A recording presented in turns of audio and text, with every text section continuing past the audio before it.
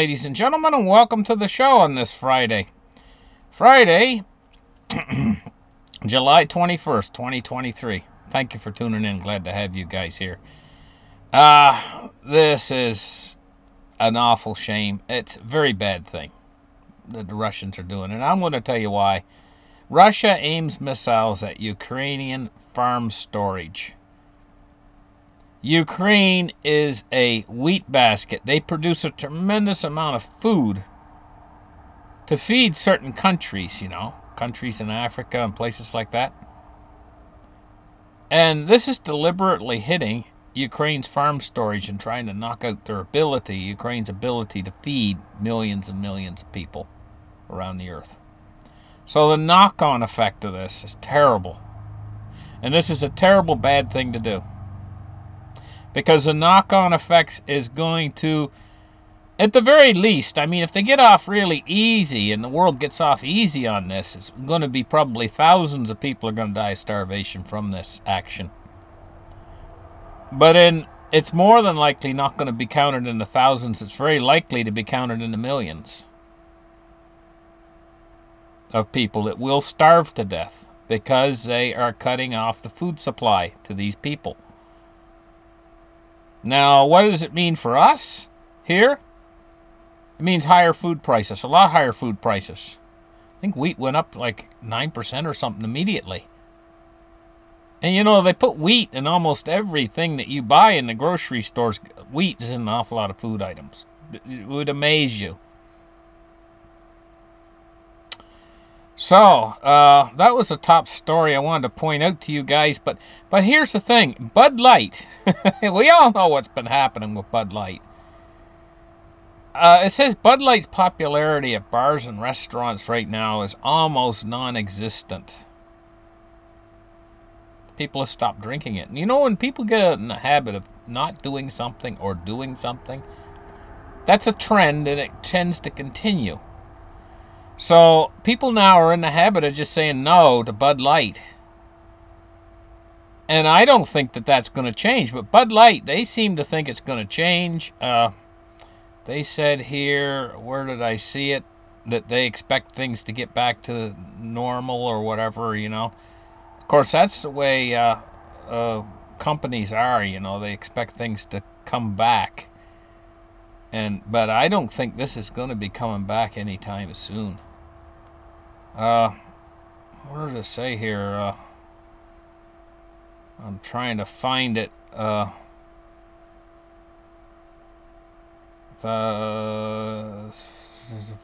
Boycott across the United States, dropping 34% in sales compared to the prior year.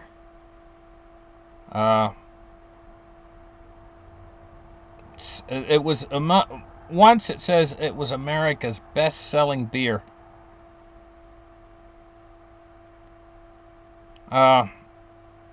It says 8.73% at Union's network. Thousands of high-volume venues were affected by the boycott.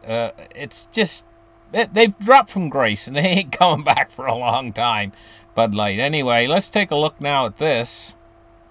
Now, this is kind of a pet peeve of mine. Aircraft carriers have done this a number of times now. This isn't the first time. When you get hot weather in summertime, anytime past, say, May until about the end of August is summertime. When you park a jet out on the runway, that thing's a tin can. In tin cans, it's like an oven. It's the same principle as how an oven works, except it's solar heat that is hitting the outside of the aluminum of the tin can. Basically, they're a tin can is what they are, and an airplane, and it heats up that aluminum on the outside of that airplane from the sun, and inside you can. I've had this happen. I've been on an airplane before and had this happen in the summertime, but they only stayed on the runway for about 10 minutes.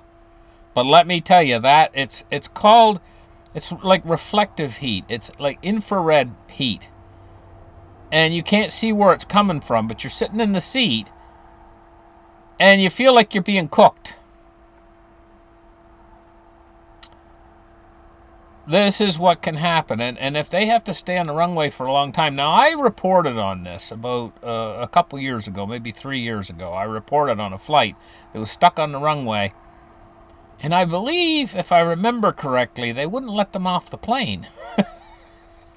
This flight, though, now I'm just trying, I might not have remembered that properly, but I think I remember. This is a flight from 3 years ago. Now, this flight here, they did say they could get off the plane, but people didn't want to get off the plane because it was the only flight that they would have for a very long time. It says the flight was initially delayed for need of a flight attendant before the passengers and crew had to endure a sweltering heat on a day when temperatures in Vegas reached 114 degrees. It says there isn't another flight. There wasn't another flight out of I guess it's a ATL for days, so they couldn't get on another flight, and they had to either take this flight or be stuck there for days.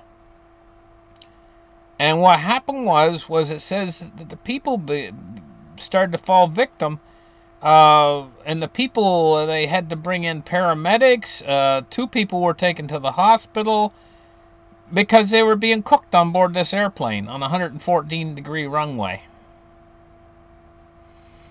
So this has happened again, and the companies need to start thinking about solutions to this problem. It says paramedics are now on the plane. I've seen a total of 3 people wheeled out so far. Oxygen tanks are being pulled out. Why treat them after the fact? There must be something the airplanes can do. A little bit, maybe the airplanes go. I'll just come up with a solution all on my own right here. They got all those little cars they run around the airport in. So they can take stuff here, there, everywhere in a jiffy. You've seen them, the little vehicles that they use they drive all around the airport. The airport runway workers. Why couldn't they have a giant air conditioning unit on just for special purpose? Keep it in one of their buildings there, just haul it out for special purpose. Got a big hose attached to one end of it. And it's a big air conditioning unit, and it's just a portable one. Like maybe 100,000 BTUs or something. A big, enormously powerful air conditioner. With a big hose attached to it. And they could just put it on the back of one of those little carts that they run around the airport in. And the guy could drive up to the aircraft and take that big hose and stick it inside the door of the aircraft. And turn the unit on while they wait for the plane to be taxied out. Like if it's going to be there for 2 hours. And that thing would be over and above the airplane's regular air conditioning units, which are pitiful. The air conditioners in airplanes generally are not that great. They're adequate. Adequate is what I'd call them, adequate. But this would be like a supercharged unit that they just put the big hose inside the door of the aircraft there while they're waiting, and that thing would just pump cold air in there, enough to keep the passengers all nice and cool, and then it would take them 2 seconds to pull the hose out and taxi the airplane out then at that point when they were ready to go. Wouldn't that be a little bit better solution, I'm thinking? Something like that. How much would it cost? For a big air conditioning unit. It wouldn't cost very much. I mean, what's it going to cost to having all these people pulled out by paramedics and everything else? And maybe lawsuits and God knows what. That's going to cost them a hell of a lot more. Just saying. Coming up with an idea.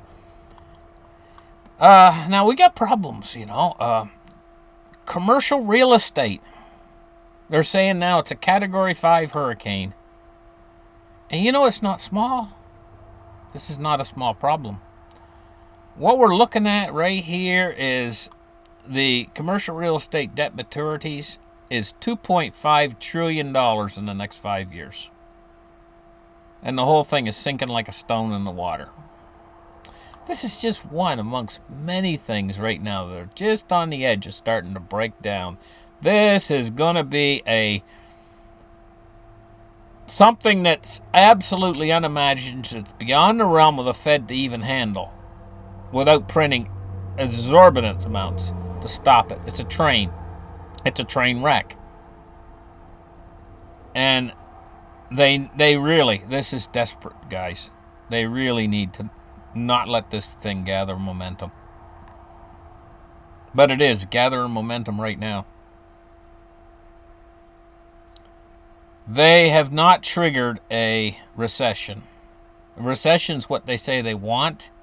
They want to trigger a recession. They're not triggering a recession right now. They're triggering a very deep, dark depression.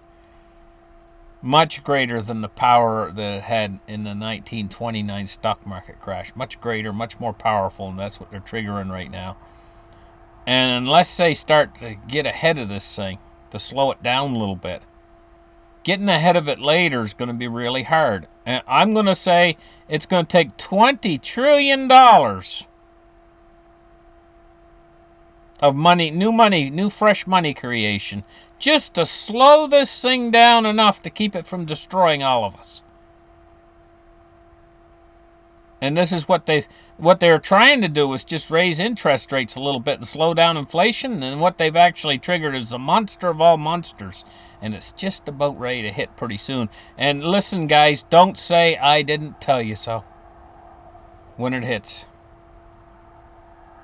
I know for some people out there, it's hard for them to see this because everything seems to be fine right now. Don't be fooled. Silver price today. We're looking at down 11 cents at $24.61 for silver. Gold. Gold is $19.60. It's down $8.60 on the day so far. We're looking at cryptocurrencies now. We're looking at Bitcoin, and the Bitcoin price is $29,850. Ethereum is at $18.92. And XRP is at 77.6 cents. So our top favorite coins are doing okay. Taking a look at the Dow Jones Industrial Average today, which is up 64 points at 35,289. It's getting near an all-time high again. It's only, what, about 1,000 points away from an all-time high? Taking a look at the crude oil is at 76.49. It's up 84 cents. Now it's starting to get kind of toasty, and you're going to start seeing this at the pump pretty soon if this keeps rising. You know, and this is another thing. This feeds inflation. The higher the oil price, the more it's going to feed inflation. Bonds and rates today. We're looking at the long end of the yield curve, falling yields. We're looking at the U.S. 10-year has fell 2.3 basis points to 3.83, and the U.S. 30-year is at 3.89, and it's fell 2 basis points. And finishing off with the U.S. dollar index is at 101.16, and the dollar's riding high and strong. It's going up today. Thank you guys for listening to my show. Like and subscribe. Be nice to the monkeys. because they might rule the earth pretty soon. Just joking. That was a tongue-in-cheek joke at that start of my show today. I thought you guys might enjoy it. Well, you guys have a great day, and we'll catch you guys in the next show. Bye-bye.